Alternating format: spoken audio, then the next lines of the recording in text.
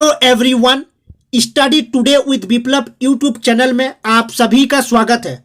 आज हम डिस्कस करेंगे क्लास 12 के फिलोसॉफी सब्जेक्टिव क्वेश्चन को।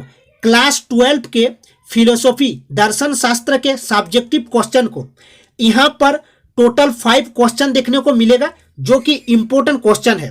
तो आज हम 5 क्वेश्चन को डिस्कस करेंगे जो कि आपको बहुत ही हेल्प करेगा। तो चलिए शुरू करते हैं। क्वेश्चन नंबर 1 को ध्यान से देखिएगा। क्वेश्चन नंबर 1 को देखिए, भारतीय दर्शन के व्यवहारिक महत्व का वर्णन करें। भारतीय दर्शन के व्यवहारिक महत्व का वर्णन करें। भारतीय दर्शन में याद रखिएगा, भारतीय दर्शन में पुरुषार्थ की चर्चा है जो 4 है: अर्थ, काम, धर्म एवं मोक्ष। याद रखिएगा, अर्थ, काम, धर्म एवं मोक्ष, इन 4 को याद रखिएगा। भारत में दर्शन जीवन के बहुत निकट है। भारत में जो दर्शन है वो जीवन के बहुत ही निकट है, याद रखिएगा। इसलिए भारतीय दर्शन को जीवन दर्शन कहा गया है। हमारे दर्शन को जीवन दर्शन कहा गया है। हमारे दर्शन का लक्ष्य है जीवन को सुचारू रूप से चलाना। जीवन की समस्याओं को हल करने के लिए हम दर्शन की शरण में आते हैं, याद रखिएगा। तो क्या लिखा हुआ है देखिए, भारत में दर्शन का व्यवहारिक महत्व है। यदि हम दर्शन को जीवन से अलग कर दे तो वह दर्शन कलुषित हो जाएगा। यहाँ दर्शन जीवन के बहुत निकट है, याद रखिएगा। दर्शन जीवन के बहुत निकट है भारत में, इसलिए भारतीय दर्शन को जीवन दर्शन कहा जाता है। हमारे दर्शन का लक्ष्य है जीवन को सुचारू रूप से चलाना। जीवन से अलग कर दर्शन को भारत में सोचा नहीं जा सकता। भारत में अगर दर्शन को अलग कर दिया जाए तो दर्शन तो सोचा नहीं जा सकता जीवन के बारे में, याद रखना। जीवन की समस्याओं को हल करने के लिए हम दर्शन की शरण में आते हैं। भारत के प्रत्येक दर्शन में पुरुषार्थ की चर्चा की गई है। पुरुषार्थ 4 है, नोट कर लीजिएगा: अर्थ, काम, धर्म एवं मोक्ष। इस प्रकार भारत में दर्शन जीवन के बहुत ही निकट है। जीवन की समस्याओं को हल करने के लिए भारत में दर्शन की शरण लिया जाता है। नेक्स्ट क्वेश्चन को देखिए। नेक्स्ट क्वेश्चन, प्रत्यक्ष किसे कहते हैं? प्रत्यक्ष, प्रत्यक्ष का अर्थ होता है, याद रखिएगा, प्रत्यक्ष का अर्थ है सामने होना। मतलब यहां प्रत्यक्ष का अर्थ है आंख के सामने होना। और प्रत्यक्ष शब्द की उत्पत्ति प्रति प्लस अक्षण से हुआ है। प्रत्यक्ष शब्द की उत्पत्ति प्रति और अक्षण से हुआ है, याद रखिएगा। प्रत्यक्ष आंख के साथ साथ इंद्रियों से भी रहता है। जैसे कि कान एक इंद्र है तो कान से सुनना, जीभ एक इंद्र है, जीभ से चखना, नाक नाक से सूंघना, चमड़े चमड़े से छूना, ये सब प्रत्यक्ष का अर्थ होता है, याद रखिएगा। तो क्या लिखा हुआ है देखिए, प्रत्यक्ष शब्द की उत्पत्ति प्रति प्लस अक्षण से है, जिसका अर्थ होता है आंख के सामने होना। आंख के सामने होना मतलब प्रत्यक्ष। यहां पर प्रत्यक्ष का अर्थ है आंख के सामने होने से पाया जाता है, पर यह संकीर्ण अर्थ है क्योंकि प्रत्यक्ष का मतलब आंख के साथ साथ और इंद्रियों से, और इंद्रियों जैसे नाक, चमड़ा, कान, ये सब से है। कान से सुनना, जीभ से चखना, नाक से सूंघना, चमड़े से छूना भी उसी तरह प्रत्यक्ष कहलाता है, जिस तरह आंख से देखना। इसलिए प्रत्यक्ष का अर्थ होता है किसी भी ज्ञानेंद्रियों के सामने होना। किसी भी ज्ञानेंद्रियों के सामने होना प्रत्यक्ष का अर्थ होता है। इस तरह हम पाते हैं कि प्रत्यक्ष तभी संभव है जबकि इंद्रियों और पदार्थ के बीच एक सन्निकर्ष हो। नेक्स्ट क्वेश्चन, उपमान क्या है?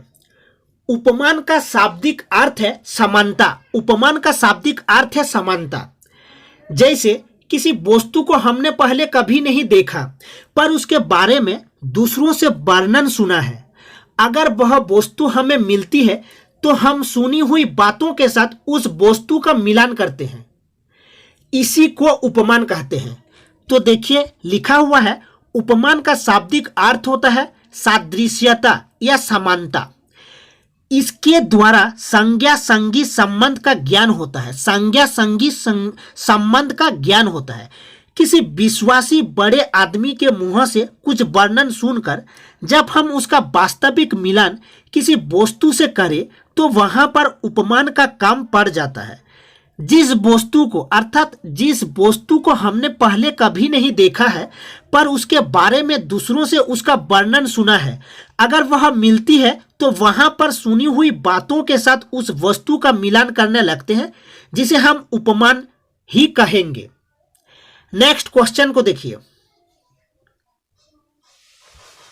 ज्ञान और सत्यता में क्या संबंध है? ज्ञान और सत्यता में क्या संबंध है?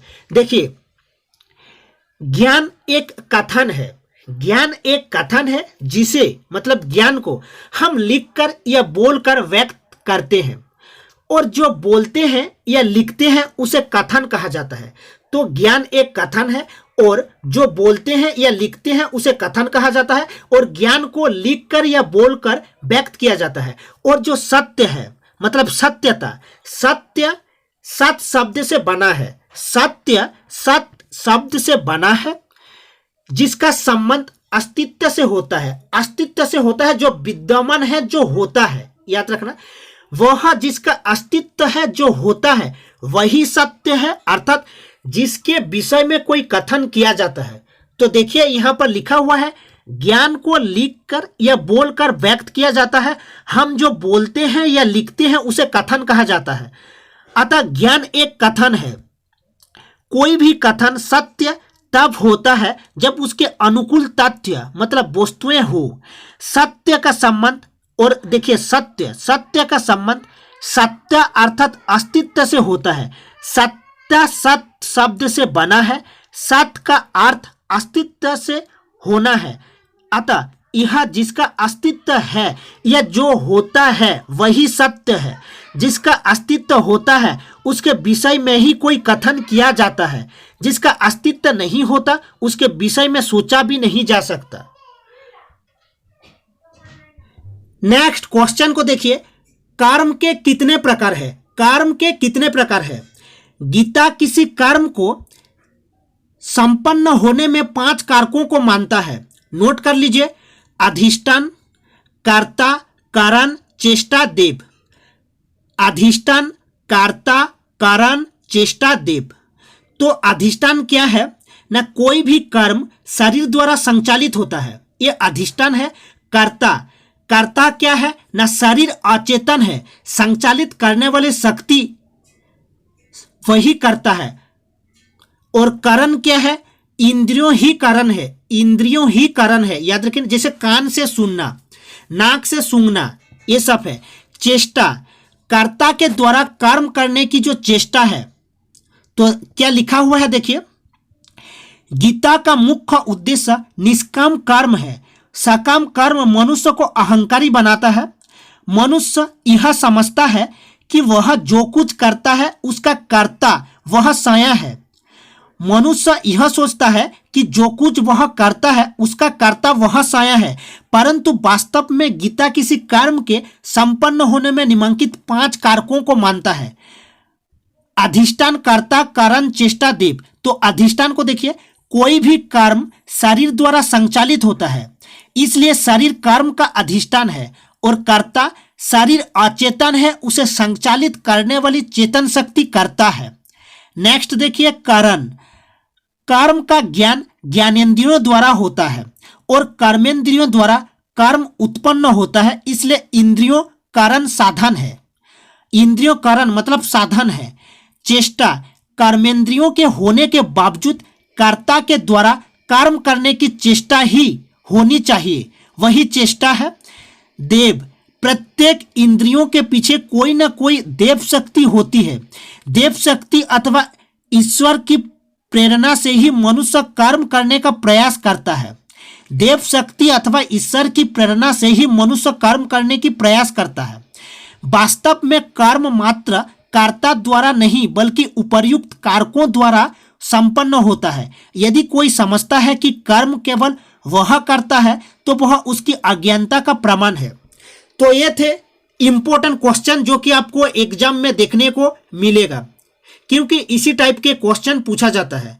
तो अगर आप चैनल में नए हैं तो चैनल को सब्सक्राइब कर लीजिएगा और वीडियो को लाइक करिएगा। तो मिलते हैं नेक्स्ट वीडियो में।